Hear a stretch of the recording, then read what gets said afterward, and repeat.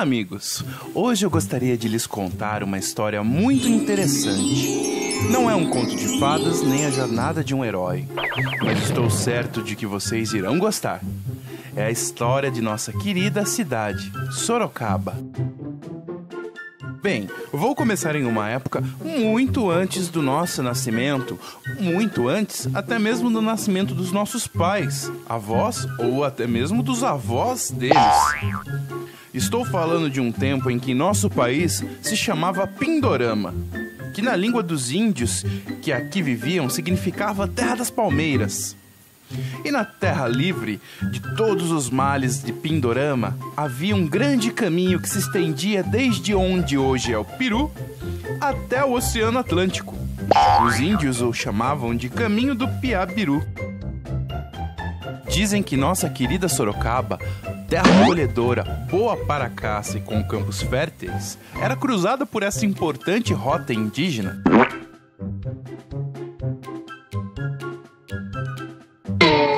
Bem, vamos avançar um pouco na nossa linha do tempo até o ano de 1500, em que os portugueses vieram em suas caravelhas e chegaram à terra de Pindorama. Acho que não devem ter gostado muito desse nome, então passaram a chamá-la de Terra de Santa Cruz. Algum tempo depois também enjoaram desse nome. Esses portugueses não gostam mesmo de nomes. E passaram a chamar o local de Brasil, devido à grande quantidade de árvores cuja madeira era avermelhada como brasa, chamada de pau-brasil. Além do pau-brasil, aquelas novas terras ofereciam outras riquezas que despertavam os interesses dos portugueses. As terras precisavam ser desbravadas e suas riquezas extraídas. Foi então que surgiram homens corajosos, fortes, aventureiros, habilidosos, bonitos, musculosos, homens dispostos a desbravar aquela mata virgem. Eles eram os bandeirantes. O tradicional chapéu que os protegia do sol e da chuva. Gibão alcochoado, que protegia-os das flechas dos indígenas e evitava que elas repelissem as flechas e dardos sobre seus companheiros. Botas de cano alto, para a proteção dos seus pés em meio à selva. Luvas e o seu facão. Esses são os trajes em que os bandeirantes normalmente são retratados nos quadros. E assim os bandeirantes adentravam por entre a mata virgem de diversas maneiras. Certamente, dentre as diversas formas de locomoção utilizadas pelo bandeirante, o cavalo é o mais imponente e rápido, apesar de não ser muito apropriado para enfrentar longos percursos entre as matas, carregando toda a carga que os bandeirantes levavam em suas bandeiras. Uma ótima forma de adentrar mata dentro era através dos rios, por meio de embarcações, os chamados batelões. Canoas ou outros tipos de barco era o que existia de mais moderno na sua época. Deixa pra lá. Em muitos trechos, o bandeirante não conseguia acesso através de rios ou a cavalo. Logo abria caminho andando, cortando a mata virgem com seu facão, ou utilizando-se das rotas já abertas feitas pelos indígenas, como por exemplo o Piabiru, citado anteriormente. Mas havia um meio de transporte que iria se destacar e num futuro muito próximo seria de extrema importância. Tratava-se de um animal forte e resistente, capaz de carregar todo porte de coisas por um longo percurso e sem se cansar. Um animal que nem o sol nem a chuva poderia pará-lo. Tamanha era sua persistência. Um animal como nenhum outro, ideal para grandes jornadas.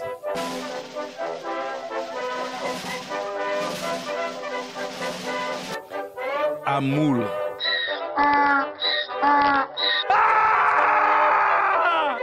A mula foi um importante meio de transporte, contribuindo para o desenvolvimento da cidade de Sorocaba. Mas vamos falar dela um pouco mais adiante. A busca pelas riquezas como ouro e prata foi inicialmente um fracasso, mas os bandeirantes encontraram outra riqueza, muito mais abundante e encontrada com facilidade. Era chamado de ouro vermelho, mas não se parecia com o ouro. Não se assustem, amigos, mas estamos falando dos índios. Naquela época, a escravidão era uma prática comum e os pobres dos índios foram os primeiros a conhecê-la.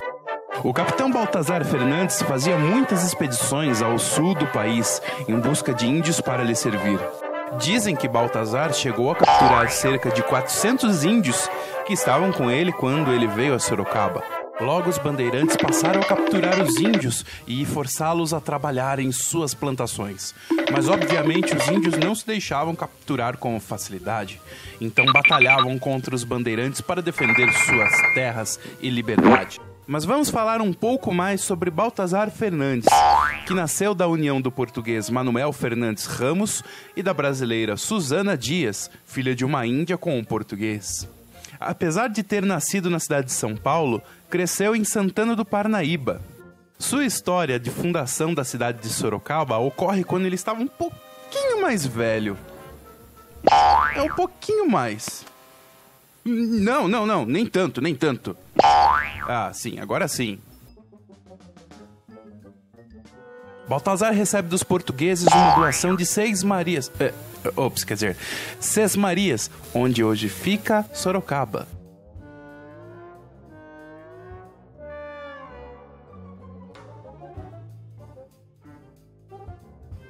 Baltazar então mudou-se para Sorocaba com sua esposa, filhos e índios, formando assim um vilarejo que viria a se tornar nossa cidade.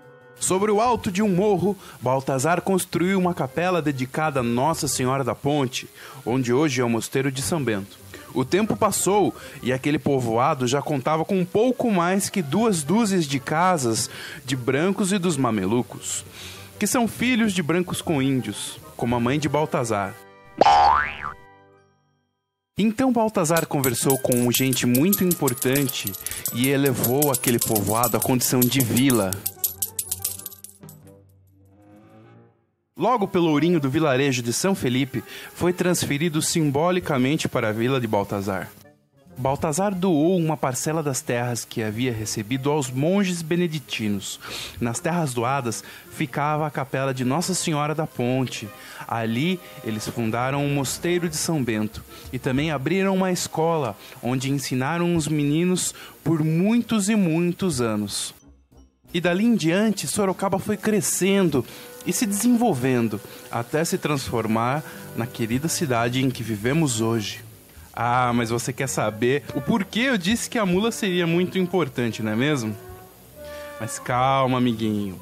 Essa história fica para o 2º episódio. Até logo! Tchau!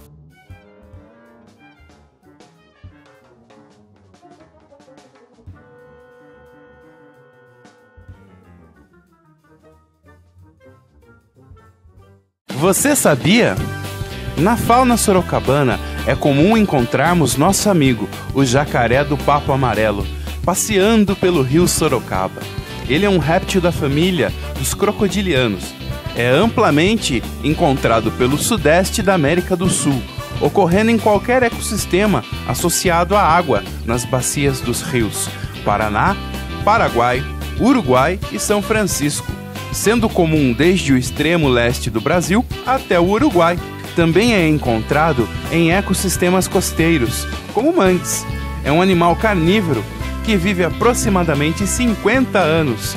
São conhecidos por este nome, pois durante a fase do acasalamento, estes animais costumam ficar com a área do papo amarela.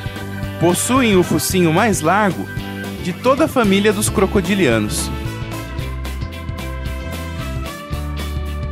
O bem-te-vi, além de ser um dos personagens que ilustra a nossa história por ser típico em nossa região, ou seja, faz parte da fauna sorocabana passeriforme, da família dos tiranídeos, de nome científico Pitangus sulfuratus.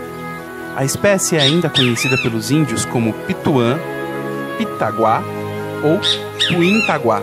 Medindo cerca de 23,5 centímetros, o bem-te-vi se caracteriza principalmente pela coloração amarela viva no ventre e nas listras brancas no alto da cabeça, além do canto que nomeia o animal.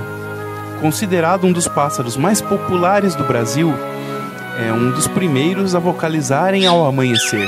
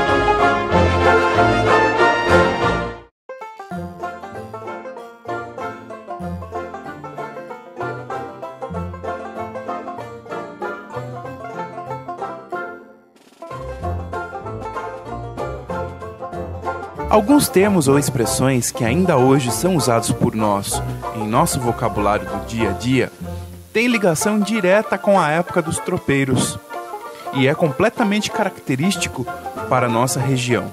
Por exemplo, a expressão mais teimosa que uma mula. Alguém aí se arrisca a adivinhar o porquê? Vou citar exemplos de algumas outras expressões também conhecidas, como amarrar o burro na sombra, dá com os burros na água e tem caveira de burro. Bem, por falar em mula, tanto ela quanto o burro resultam do cruzamento da égua com o jumento. A mula é a fêmea e o burro o macho. Carregam maior carga do que o cavalo e aguentam viajar por muito mais tempo em estradas difíceis. Por isso, para as viagens longas, os tropeiros sempre preferiram a mula.